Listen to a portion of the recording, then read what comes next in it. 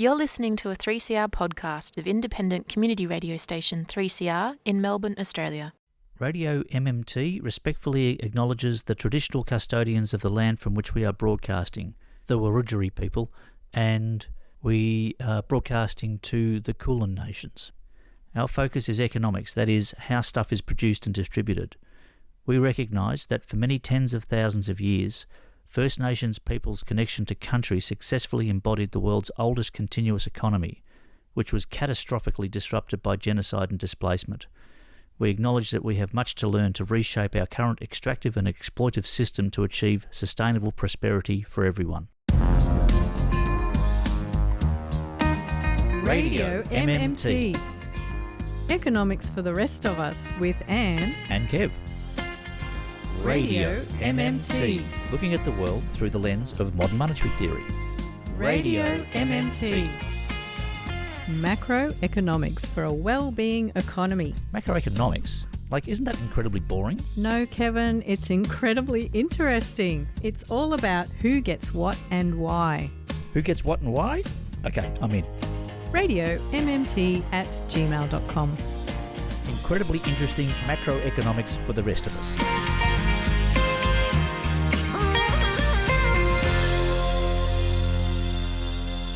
Welcome to Radio MMT. How are you this week, Anne? Hello, Kevin. Yes, I was feeling a bit sleepy before we walked in, and then something about putting on a headphone and sitting in front of a mic, it wakes you up again. It does indeed. And hello to our lovely listener. You know, our lovely listeners have been very good to us lately. Yes, so we're still in what's known as Radiothon for 3CR, and we've had some very generous people donate to Radio MMT, but to the station, more importantly, and I want to reiterate this. When you're supporting Radio MMT, you're actually supporting the whole 3CR radio station, and it has many, many excellent programs, and so you get a lot more bang for your buck rather than just a single issue. This is true community radio, 50 years old. We have a small number of generous supporters. Really, if we're going to do this sustainably, to keep this going, we need a large amount of small donators. If we had 100 people that gave a small amount, that would be a lot more secure for us to survive and the radio station to survive. Because, you're looking at diversity of donors. Yeah, I mean, there's a couple of really generous people here. I mean, we're not going to go through amounts. The people who have been generous know who they are, and that's amazing. But I'm just going to quickly run through the list of people who have supported this show. There's Fred, Graham, Mark, Misha, Victor, Gab, Glenn, Lou, Jack, Graham, Kent, Maliki, Shay, Andrew, Lucy, Bruce, James, David, Anonymous, Susan, Frederick and Michael.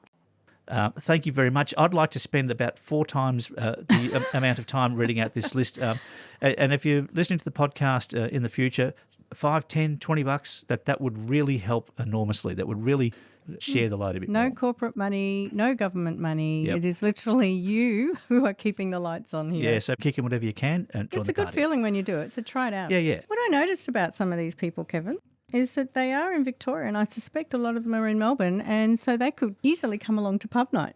Oh, yes, and pub night's tonight, isn't it? Yeah. It's a really good way to discuss macroeconomics and MMT and the rest of it over a beer at the end of the week. Nice way to wind down for the week. And it's a fun way to have the nerdy conversation you always wanted to have, but nobody will put up with you. We'll put up with it. Yeah. Hey, what have we got on the show for this week, Anne? Well, this week I was thinking, Kevin, about how the world is full of dangerous ideas. Mm-hmm. Ideas like that men are superior to women, for example, or that we don't need to look after the environment because technology will save us. Yep. So what 3CR does, I think, is it acts as a bulwark against these dangerous ideas and offers some really good ideas instead. And so just to prove that this is what your money is going towards today, I thought we would expose a particularly bad idea which has for centuries it has been destroying the lives of millions of people. And this vicious idea is that we need to keep a certain amount of the population unemployed. Yeah. And these days, you know, the bosses seem to be happy with about 5% unemployment, as we saw in the recent federal government budget here in Australia. So today we're going to hear from friend of the show, Dr. Victor Quirk. And we're in for a real treat, I think, because Victor will be telling us about the battles that have raged over getting control of the levers of the economy that allow the government to set the unemployment rate. And as Victor was saying, what we're about to hear, it could just about be made into a movie.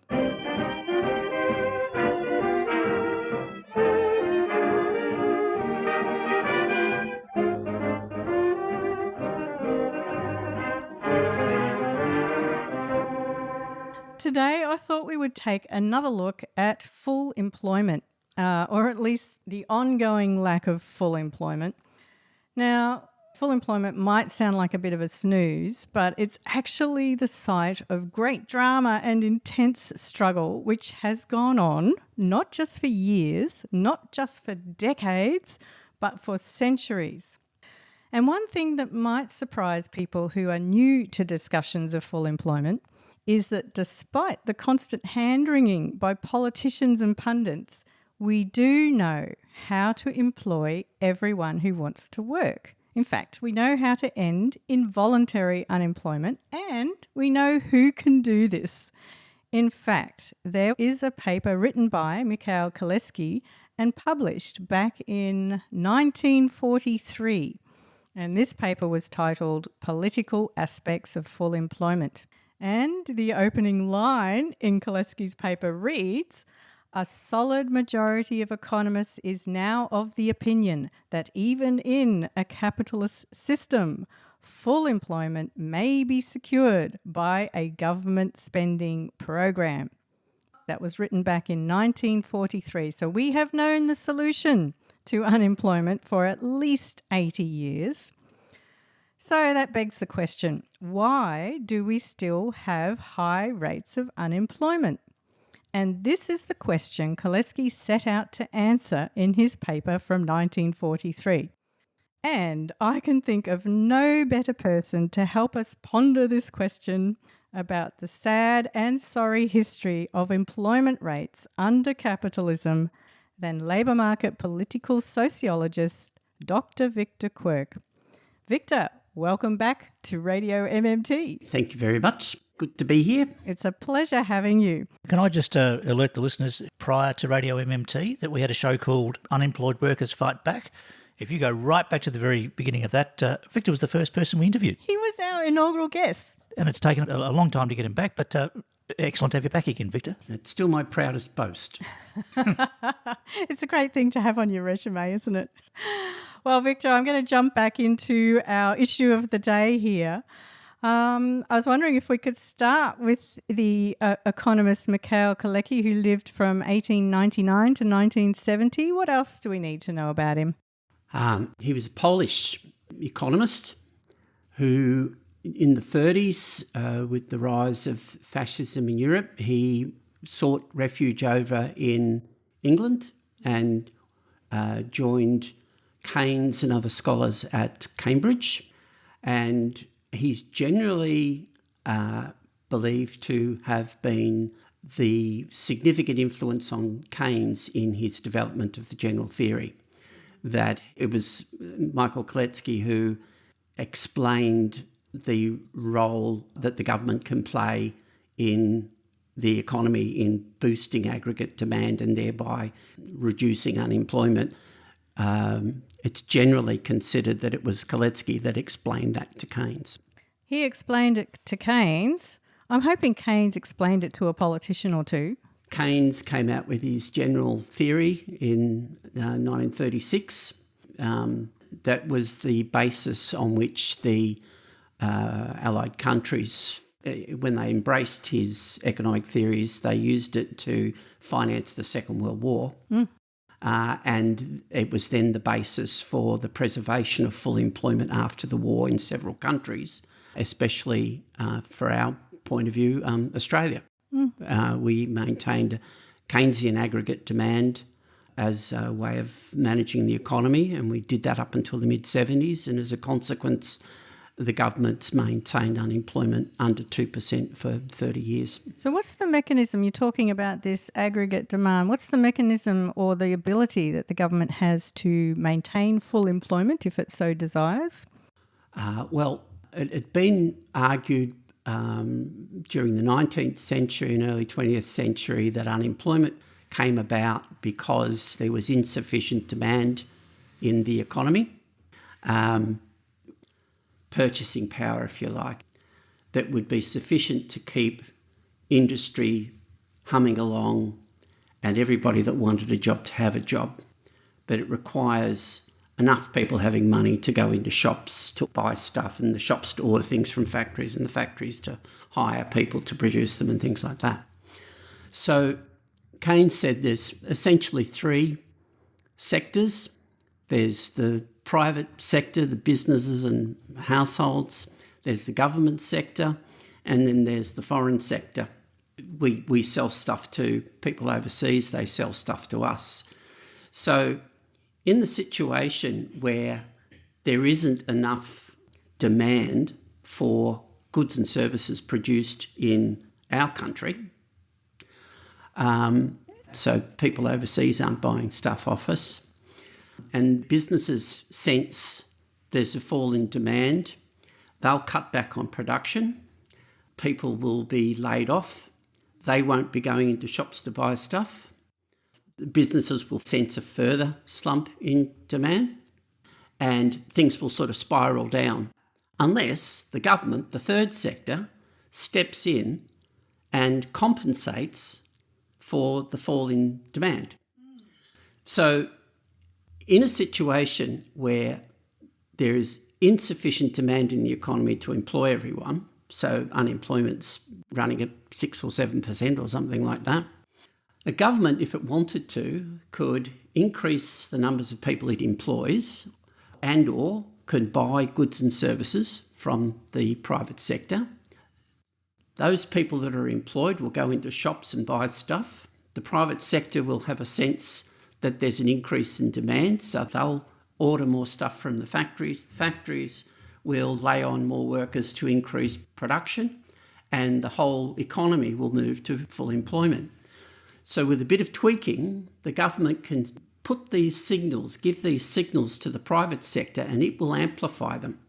So if there's a fall in demand that the private sector sense, it will amplify that fall in demand by making cutbacks. But if there's a rise in demand, the private sector will amplify that, and there'll be an increase in output and production. And so it's a question of the government being able to spend just the right amount of money and employ the right amount of people to tweak the private sector into achieving full employment. So from the MMT perspective, I guess we can say the federal government has the ability to do this because it's got the money, it's got the capacity to spend when it's looking like a slump or a recession. Exactly. So what you're saying is there needs to be a level of activity in the economy to keep things ticking over. And if the private sector can't meet that activity level, then the government needs to step in and fill the gap. And that was the big difference Keynes came up with. Would that be right? Well, yeah, that, and there had been a pre-existing belief that if governments left the free market alone, it would naturally achieve this full equilibrium of full employment. The fact that it had never happened in history. What's a bit of data? Keynes was able to demonstrate that it's quite possible for an economy to settle into an equilibrium with quite high levels of unemployment, and that it actually required government intervention in terms of employing people and or spending money into the economy to bring it to an equilibrium of full employment.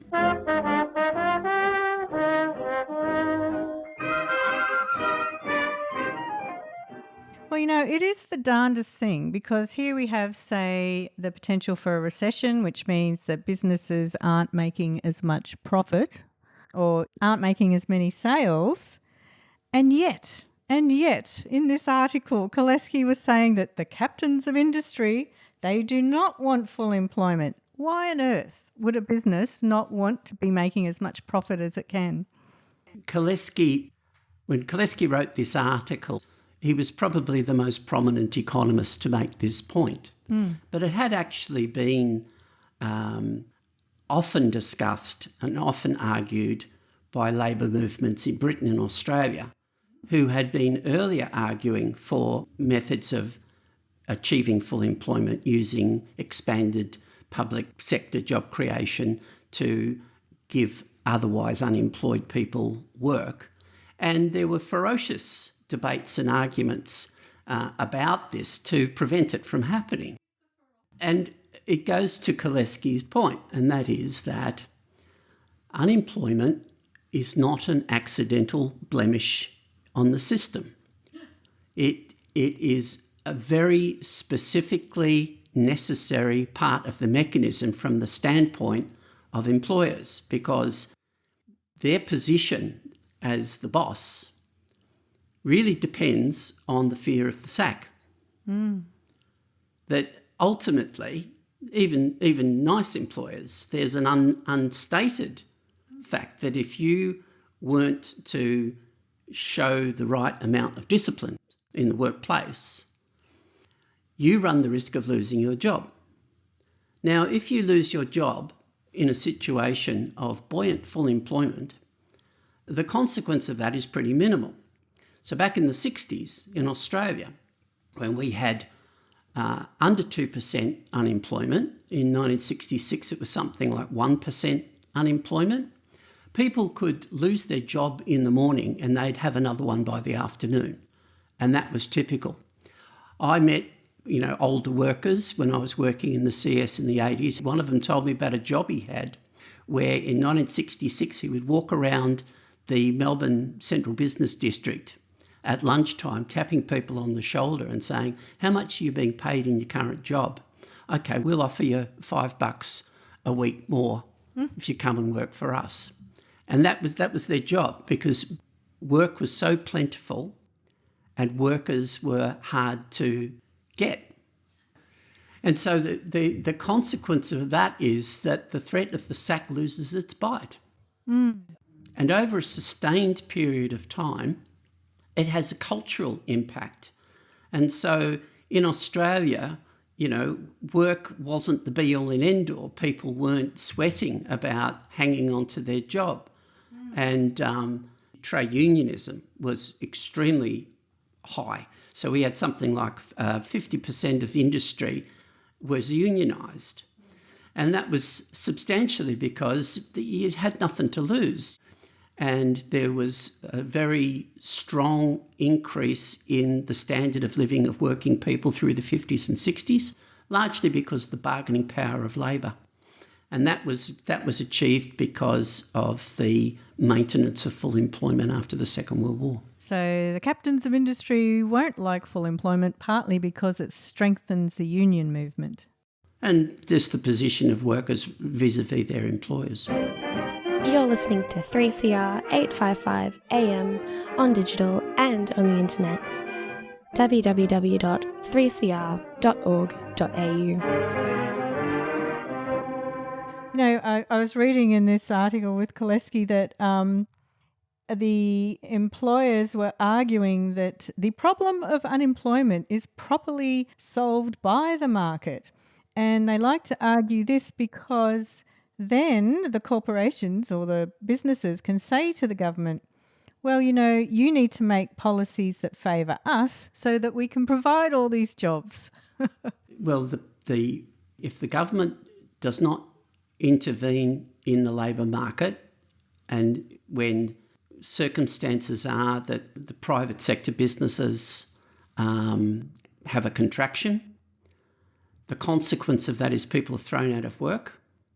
When there is unemployment, workers have less bargaining power, and so you can create a more cost-effective cost structure in the labour force through recessions.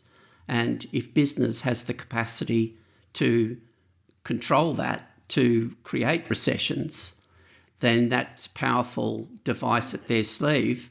And it also has the political threat to governments who might get the political backlash for a recession happening. So therefore, governments are required to make sure they look after the interests of business so that there isn't the risk of that happening. So business-friendly policies are made necessary where the business sector, the private sector, has the capacity to induce recessions. So they really get a lever. It's an indirect way of writing policy, isn't it, that favours the business class. Very powerful one. Yeah. So that was their concern, that if governments with full employment policies. So the debates about this were huge. So if you go back to the First World War, the soldiers went off to the First World War. They'd promised that they'd come back to a land fit for heroes. In Australia, under the Constitution, the Commonwealth Government has all sorts of extra powers during wartime. As soon as the war finishes, they lose all those powers. And so their capacity to manage the economy, regulate supply and all sorts of things. So immediately after the First World War, unemployment went up to like 10%. So the soldiers coming back from the First World War, particularly in Queensland, walked into very high levels of unemployment. This prompted politicians like Ted Theodore, who was the Premier of Queensland, to introduce a full employment policy in Queensland. It was a very clever piece of legislation, had all sorts of elements, large-scale projects. He was going to build a steelworks in Bowen to rival that of BHP. BHP's was knocked up in 1915, so this is 1919. Queensland were going to have their own version of BHP. Oh, where was the BHP one? In Newcastle. So there was going to be other sorts of public sector job creation. He introduced an employer-paid unemployment insurance system. Ooh. And the legislation also included, for businesses that had more than £10 million of turnover or something like that, they could be ordered to take on more workers. They could be ordered, you have to employ another 100 workers or another whatever. Anyway, the Queensland business community hit the panic button, and there was this massive campaign to stop this legislation. And they sent a delegation over to England because Queensland government would have had to have borrowed the money from London. Of course, they're not the currency issuer. Yes, they're not the currency issuer. And Billy Hughes' government was hostile, like the Conservatives were in power federally. So they sent this delegation over to London to get the London financial houses to put a blockade on Queensland. And so Queensland had a financial blockade for 4 years. Oh, wow. Yeah, until 1924. And it was only lifted after, firstly, Theodore dropped his legislation and introduced a version of Winston Churchill's policy from before the First World War, which was to set up labour exchanges and introduce a contributory dole system where the worker pays a third, the employer pays a third, the government pays a third into a fund. And then if you're unemployed, you'd use up your money, and when it's gone, it's gone. And that was a system that was good for your upper class workers, your engineers and people like that were rarely unemployed and had good levels of income. So this would be a good system for them. But for your classic poor, casualised worker, it didn't touch the sides in terms of solving the problem. So that was Churchill's technique for looking like the government was doing something to help the unemployed without actually taking away the fear of unemployment.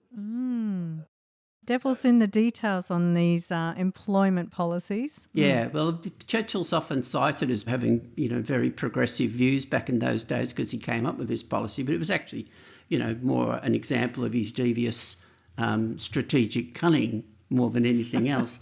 But Theodore ended up running up the white flag and adopted the same sort of policy in Queensland. Then he stepped down from Queensland politics and went into federal politics in 1927. And when the Scullin government fought the 1929 election, Theodore became the Treasurer of Australia. And it was Theodore that was Labor's Treasurer when we faced the Depression. Lucky for Australia, you would think. Well, you would have thought, yeah. But the Conservative side of politics were terrified at this because they knew he had form. And so they cooked up a scandal that sidelined him on the night before he was to deliver the 1930 budget. So we're in the middle of the Depression, and they were able to sabotage his budget. He was accused of something that happened during his period in the Queensland government, something from 10 years earlier. He sat on the back benches waiting for them to bring a court case against him that never came. So they chucked him out of the treasurer position. Well, he stepped down, and this guy, Joe Lyons, became the acting treasurer. Well, Joe Lyons was a Conservative former Premier of Tasmania, and at the same time he was giving secret briefings to the Conservatives. So they were meeting at JB Weir and Sons head office. Wow, it's cloak and daggers. Yeah. Oh, yeah. It would make a great film, I reckon. Yeah. We call it the budget wars. Very clandestine stuff, but he was leaking information about the cabinet to their opponents, because the problem that they had with that government, Scullin government, was that the Senate was controlled by the Conservatives, and Conservative industrialists ran the board of what passed as our central bank at the time, which was the Commonwealth Bank, a government-owned bank that was also acting sort of as the central bank. And so these industrialists were opposed to the reflating of the economy because they thought it was necessary to drive down the cost structure in Australia.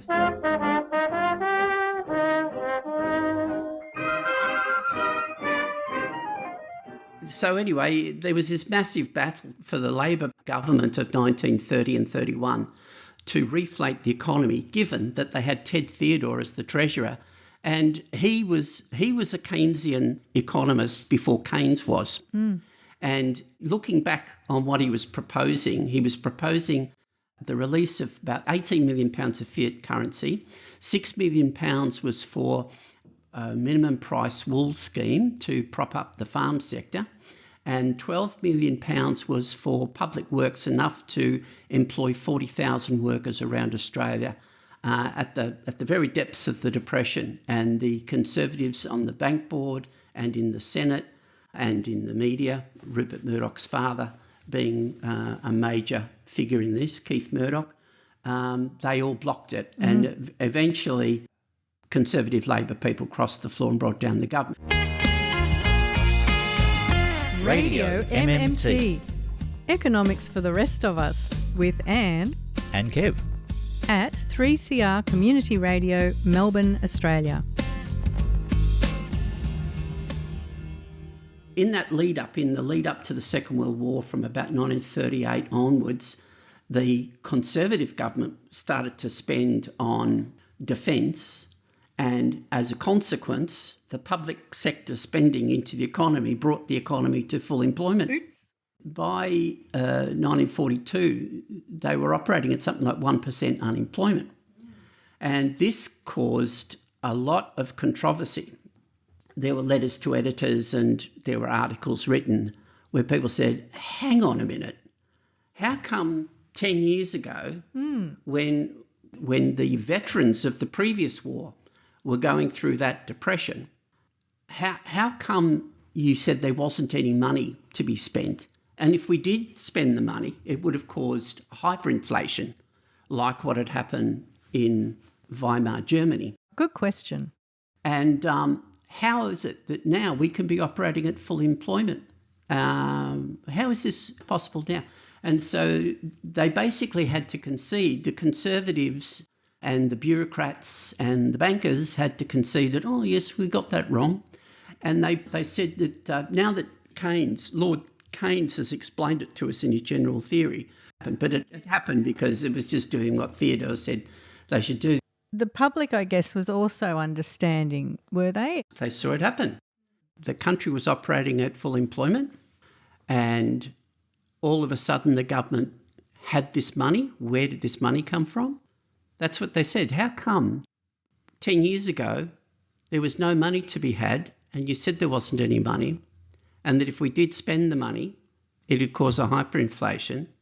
Today, as soon as you want us to fight another war, here we are. We've got all the equipment, all the boots, all the supplies, whatever. 500,000 boots went slogging through hell, and I was the kid with a drum. The interesting part of that story too is that they set up this thing called the Allied Works Council in 1942 to build massive infrastructure in Australia.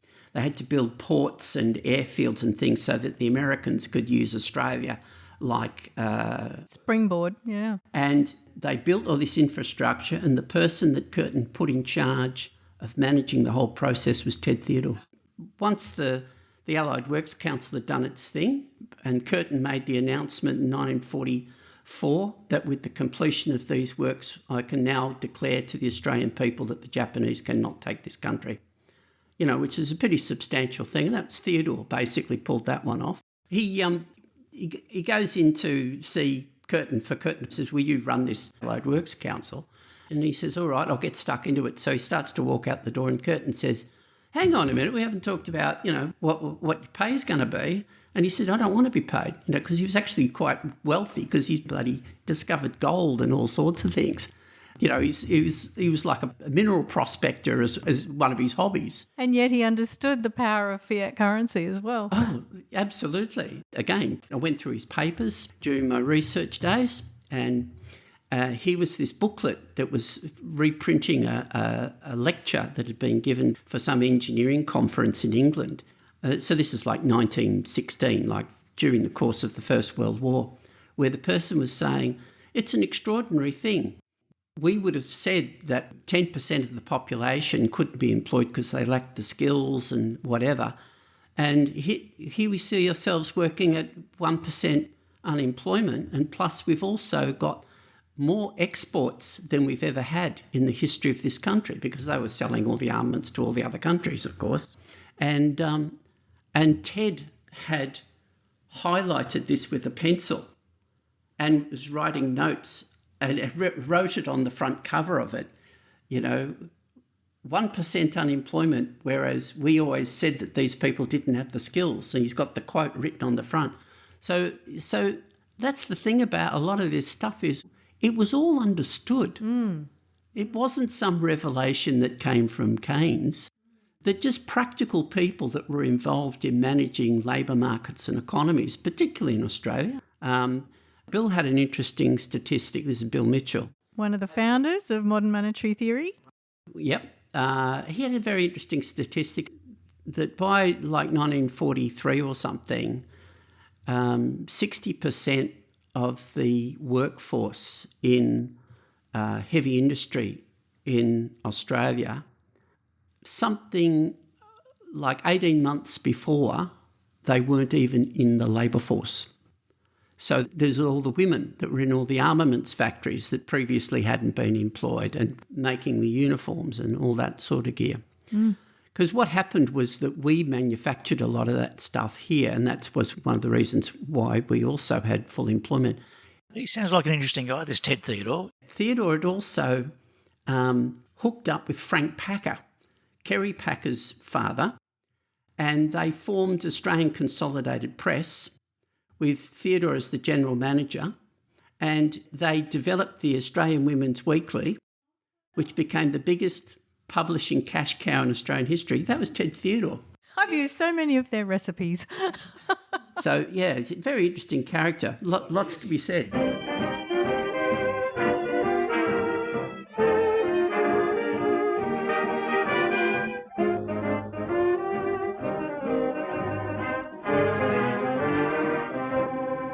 It's interesting how these understandings come and go, both with the policymakers. It gets discovered and forgotten.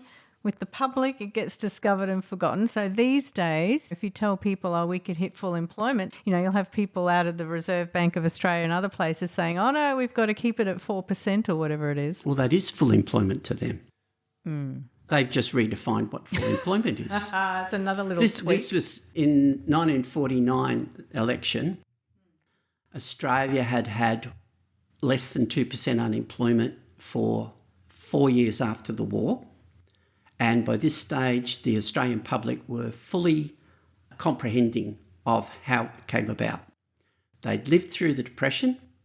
They had the war. They knew it was the government spending into the economy, the public sector employment, because there was masses of public sector jobs on the railways, the border works down here in Melbourne, the State Electricity Commission, the Gas and Fuel Corporation. They employed masses of tradespeople. All the local councils had heaps of jobs, council workers. And because of that, unemployment was sitting under 2%, and it was a stated government policy. This was the 1945 white paper on full employment that the Curtin government put out. This was what it was about, saying we're going to put this amount of spending into the economy to maintain the same levels of unemployment that we've experienced during the war. What was the public discourse on the fear of government debt back in those days? I mean, these days it's all about, how are you going to justify the spending? And yet these government projects costing a fortune during the war and then after the war. What was the narrative on deficits and debt? Conservatives did raise that bogey, and Curtin just came out and said that in wartime we had all the money that we needed to fight the war, and in peacetime we'll have the same sources of money to maintain full employment. And the public, how did they receive that? It just doesn't sound like it was much of an issue. Well, the people were grateful for the full employment. They realised that their lives were better. I mean, still, there was still poverty, but it was not the Depression.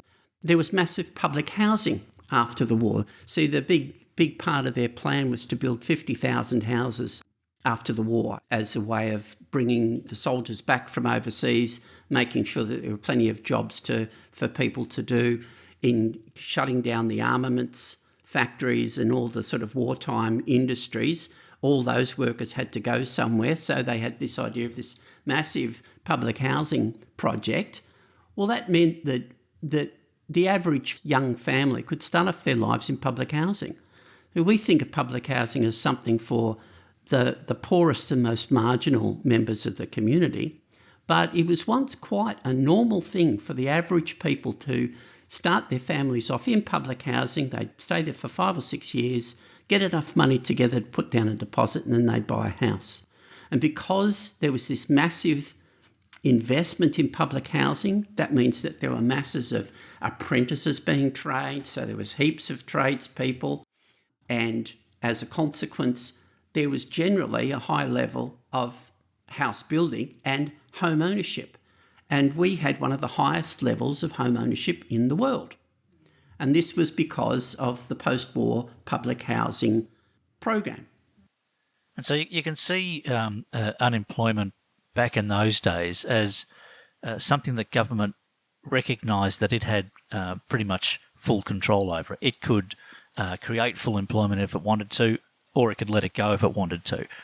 But these days we hear of unemployment and it just sounds like it's a natural consequence of the market, and it's not something that can be helped. And if unemployment rises, it's probably their fault for not being skilled up enough, or it's just a byproduct of low productivity. It's such a stark contrast to recent history that you wonder how it can be missed. So the 1949 election in Australia, it was Chifley up against Robert Menzies. Menzies had a massive injection of foreign money into the campaign, pioneered cinema advertising in Australian politics. There was a long-running radio show promoting the Liberal Party's agenda that ran all through 1949. Chifley made those speeches about the light on the hill, and he talks about the vision that Labor has for the future. The centrepiece of Labor's campaign in 1949 was to preserve full employment under 2%.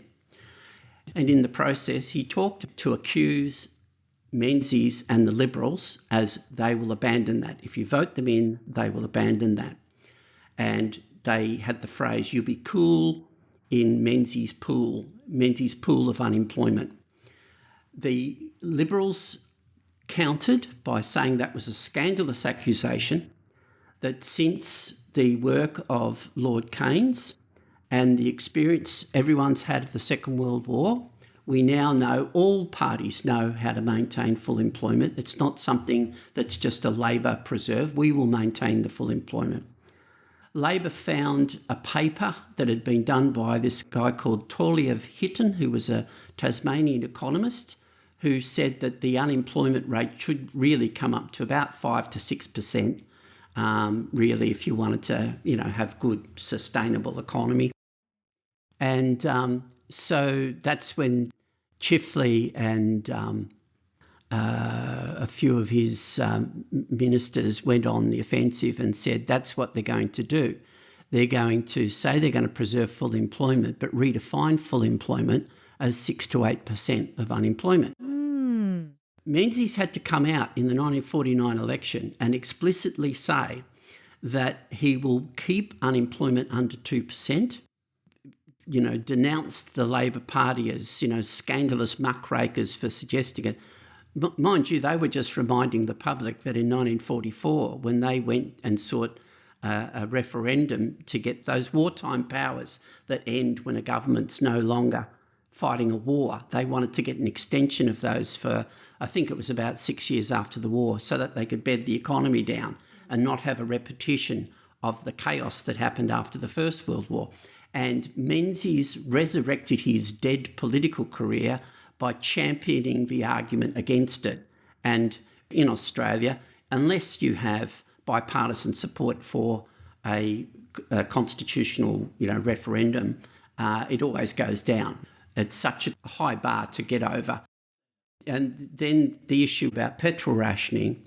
So Britain had a currency crisis at the time, and the world petrol market, the world market, was denominated in US dollars, so you had to get US dollars if you wanted to buy.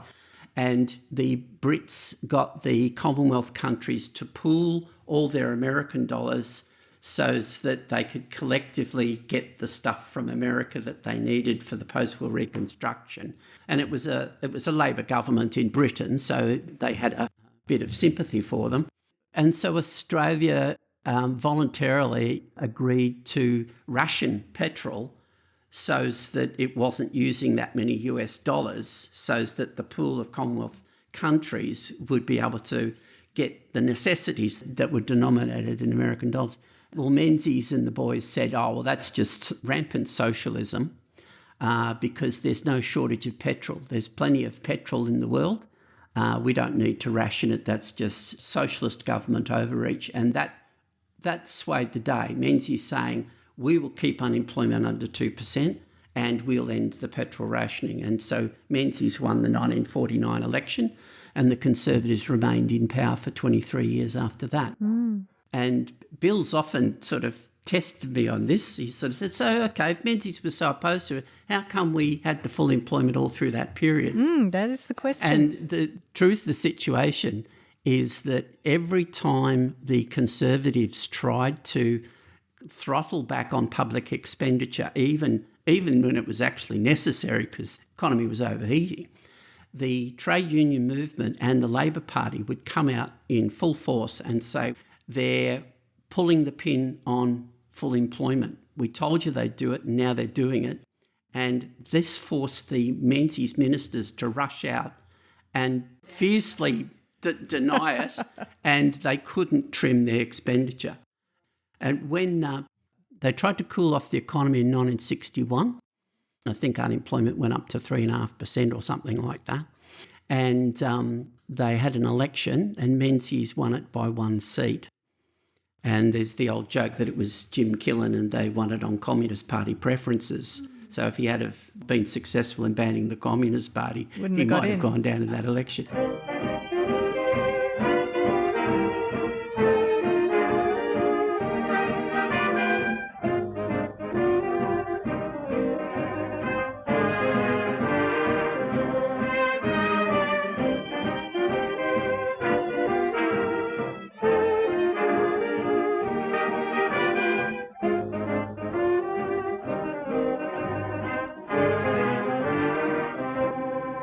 So back to that article, 1943, Koleski's writing, the fight of the progressive forces for full employment is at the same time a way of preventing the recurrence of fascism. Now, is full employment really that important? In 1943, they were in the middle of a war against fascism, and the descent into fascism in Germany was largely a result of the desperate poverty and suffering of the German people who were bearing the weight of the post-war reparations that had been forced upon them largely by France and Britain. And our own Billy Hughes was a major cause of that. He was one of the most vociferous voices at Versailles Conference demanding, German reparations. I think that's what Koleski's getting at.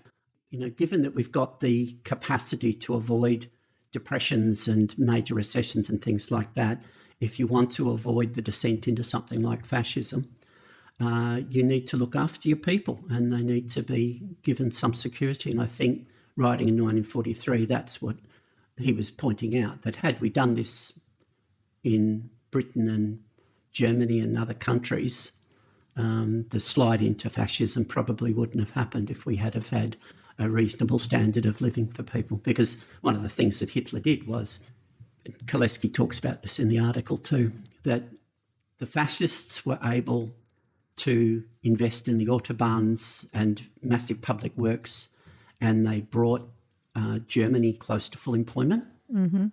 And the reason they could do that was that the businesses had the Nazi Party there to control the unions and the socialists. They weren't afraid of full employment. They weren't afraid of full employment because they had Hitler there. And that's the issue that Koleski raises, that unemployment is maintained to maintain the discipline of it's often referred to as the master over man, or of the business owner over the employee, because of the fear of unemployment. If you take the fear of unemployment away, then the two are meeting each other on more equal grounds as people involved in an economic transaction. I will provide my labour power to your business and you'll provide me with remuneration out of the sale of the goods and services that we are both combining to produce. Now, in that situation, it's a bit more marginal how wealthy the owner of capital can become under that situation. But one of the things about full employment that's often neglected during that post-war period is that small businesses actually do very well out of it because of the buoyant demand and the stability in the economy. It was when you get the big recessions of the 80s and 90s in Australia that you see so many small businesses wiped out and large companies take this massive market share.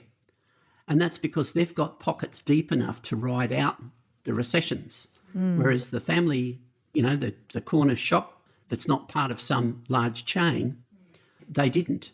And so that's why you see this transformation in the business landscape in Australia that's happened since the abandonment of full employment. I often think small businesses have more in common with the average employee or the average worker than they have with big business or corporations. Well, if the local people have all got disposable income, that's your source of your income. I'm listening to this and I'm just seeing a repeat of the formula, business and capital getting in there to interfere with any sort of progressive or socialist idea that might come to a government. There used to be a very progressive weekly news magazine called the National Times that on the occasion of Robert Menzies' passing in 1978, they published a set of telexes on their front page which were from Menzies and several industrialists and the head of J.B. Weir and Sons, who was a mate of Menzies, this guy called Staniforth Ricketson. And they were writing to this cabal of English financiers asking for them to fund a new political party in Australia because the previous Conservative Party had basically led Australia into the Depression, and they needed to throw the Labor Party out as quickly as possible because they're going to reflate the economy, essentially. And it was all over the front pages of the National Times, the actual text of these telexes. You see this constant theme, and it runs completely contrary to the criticism that the Conservatives make, saying that the unions run Labor governments and the unions interfere with this and the unions interfere with that. When you look at the interference of the Conservative forces on successive Labor governments, they pale in comparison. One of my feelings has been over the years that for most people, you sort of work on the basis that most of the people you deal with are quite sort of reasonable and decent, and they're upfront about what their aims are and things like that. And yeah, of course, there is deceitfulness, but as a sort of a general standard, you'd expect things to be pretty upfront and straight and whatever. But the more you go into the history of things, the more you go through the private papers of significant actors in business and in politics, the more you realise that there's actually quite a dark vein of ruthlessness. And I think one of the ways that they get away with it is because most of us, most of the time, give them more credit than we should.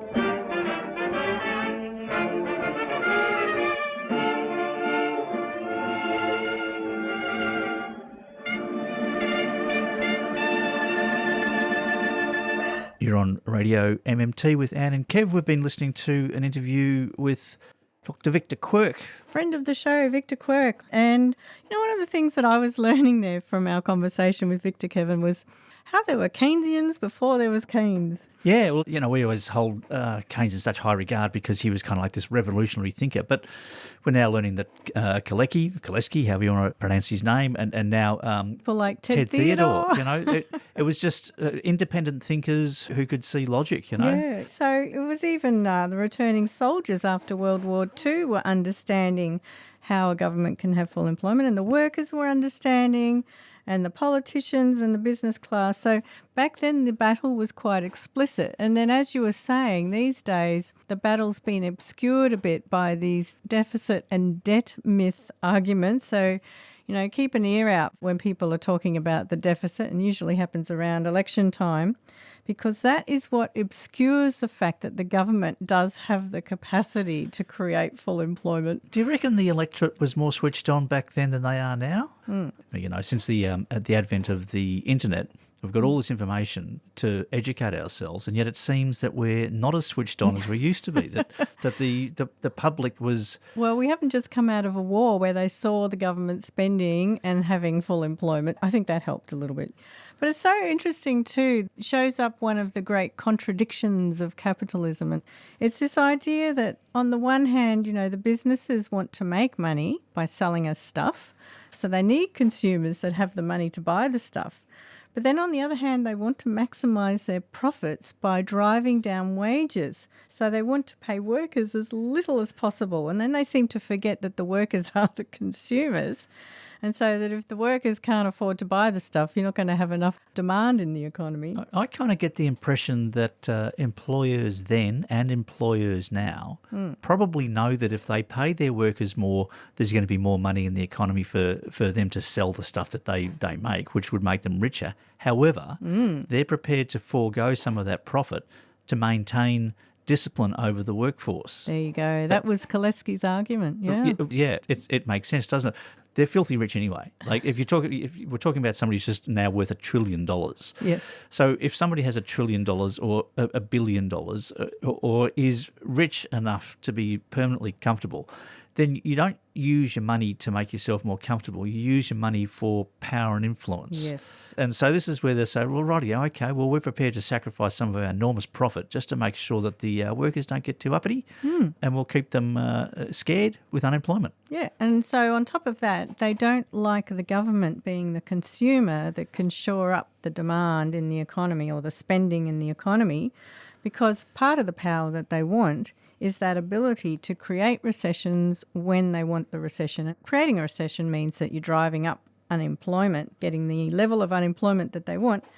And in fact, that was another way in which Kalecki, he was so prescient back in the 1940s, and he predicted, and I'll quote from his article, he predicted that the war on full employment would look like, and I quote, opposition on principle to government spending based on a budget deficit.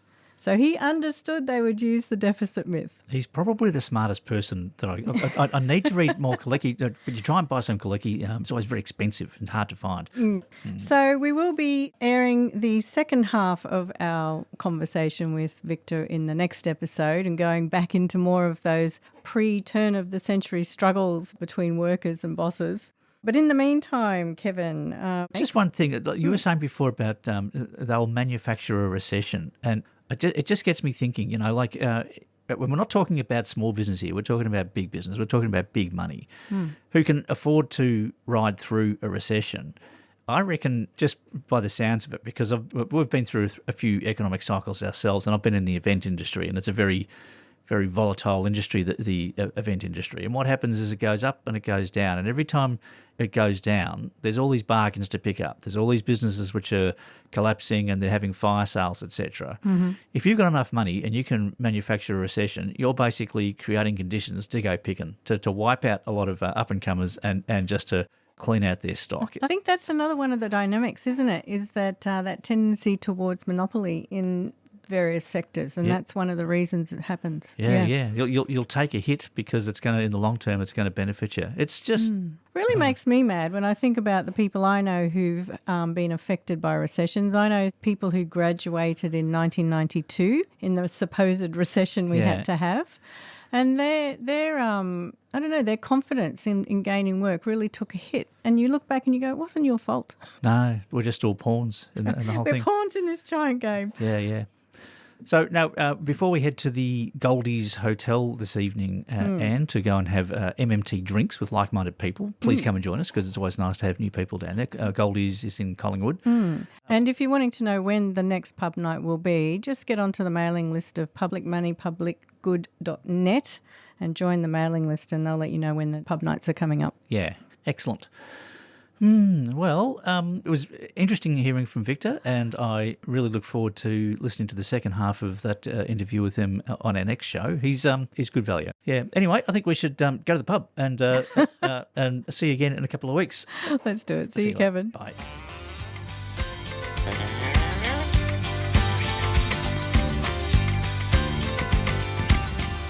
You've been listening to Radio MMT with Anne and Kev. We'd love your feedback. Email us on radiommt@gmail.com or search Radio MMT on social media. Listen to this show anytime, wherever you get your podcasts, or on 3cr.org.au/Radio MMT. Support this show and the station by subscribing to 3cr.org.au and mention Radio MMT. We thank all our guests. And we thank economist Professor Bill Mitchell and his mmted.org, educating the masses on modern monetary theory. And thank you to our listeners for listening. And I thank you, Kevin. And I thank you, Anne. So what's planned for next week? Kevin, there is still so much to talk about. We've got to expose all this rotten economics. Well, no, that's good, and I get it. Do you reckon we could use a bit more music? Well, I made a list of all these terrible economic theories. Like, I've heard of the theory of comparative advantage, or the quantity theory of money, or the loanable funds theory. Have you heard of a band called Single Gun Theory? Like, they're a really good band. I'm sure there's a whole range of, like, macroeconomic music that I could bring into the show. Yeah, but we really need to do marginal productivity theory, not to mention the natural rate of unemployment and the money multiplier. You've got a pretty good singing voice. I play bass. Bill, he plays guitar. I reckon we could form a macroeconomics band. Like, we could deliver this whole message by music. Well, we could call the band the permanent income hypothesis, or the Ricardian equivalence, or rational expectation. I think we're onto something here. We're trying to make macroeconomics more interesting to the masses. We're going to form this band and sing it to them. And we're going to bring the economists in. We're going to get musical. You've been listening to a 3CR podcast produced in the studios of independent community radio station 3CR in Melbourne, Australia. For more information, go to allthews.3cr.org.au.